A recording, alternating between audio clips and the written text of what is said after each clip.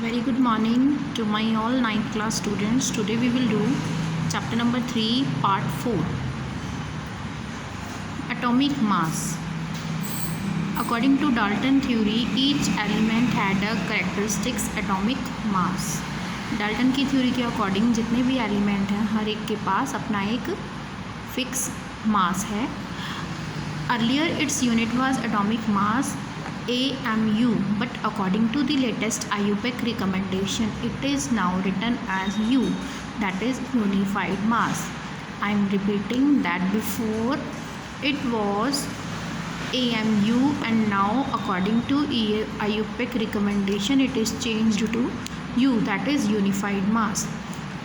The relative atomic mass of the atom of an element is defined as the average mass of the atom as compared to the 1/12 the mass of one carbon 12 atoms.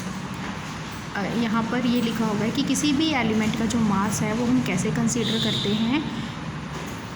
हम carbon का जितना भी total mass है उसका 1/12 part करके atomic mass जो है किसी भी एलिमेंट का वो कंसीडर करते हैं. यहाँ पर आपको एक एग्जांपल के तौर पर बताते हैं कि किस तरह से आप ये देख सकते हैं कि यहाँ एक वाटरमेलन है, उसको 12 पीसेस में डिवाइड किया गया है और जो 1 पार्ट है उसको हम मेज़रिंग यूनिट की तरह कंसीडर करेंगे. उसे हम मेज़रिंग यूनिट के तौर पर कंसीडर करेंगे. Watermelon divided into 12 pieces.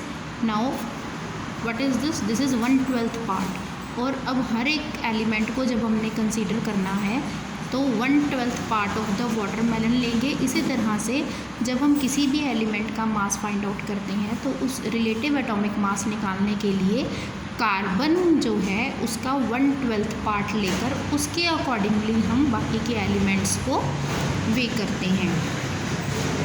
उसके बाद आ जाता है हमारे पास एलिमेंट्स और उनके एटॉमिक मासेस. आप देख रहे हैं कौन कौन से एलिमेंट है. हाइड्रोजन जिसका एटॉमिक मास है 1, कार्बन एटॉमिक मास है 12, नाइट्रोजन एटॉमिक मास है 14, oxygen atomic mass 16, sodium atomic mass 23. Next elements are magnesium atomic mass 24, sulphur atomic mass 32, chlorine 35.5 and calcium 40. Students, आपको जितने मैंने ये एलिमेंट बताए हैं इन्हीं के आपको एटॉमिक मासेस जो हैं वो लर्न करने हैं, क्योंकि फर्दर इन्हीं में से आपसे न्यूमेरिकल्स जो हैं वो पूछे जाएंगे. और एटॉमिक मास को और अच्छे से डिफ़ाइन करने के लिए हम चैप्टर नंबर 4 रीड करेंगे. ओके, डिटेल में चैप्टर नंबर 4 में हम पढ़ेंगे इसी से रिलेटेड.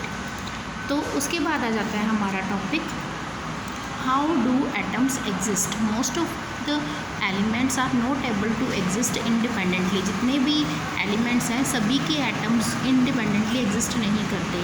एटम्स जो हैं वो मॉलिक्यूल फॉर्म करते हैं और आयंस फॉर्म करते हैं.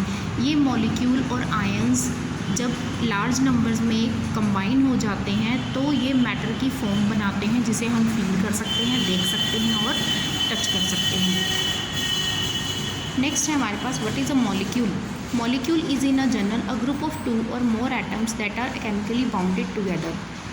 जब काफ़ी सारे एटम इकट्ठे हो जाते हैं तब क्या फॉर्म होता है? मॉलिक्यूल. या फिर अगर 2 एटम भी इकट्ठे हो जाते हैं तब क्या फॉर्म होता है?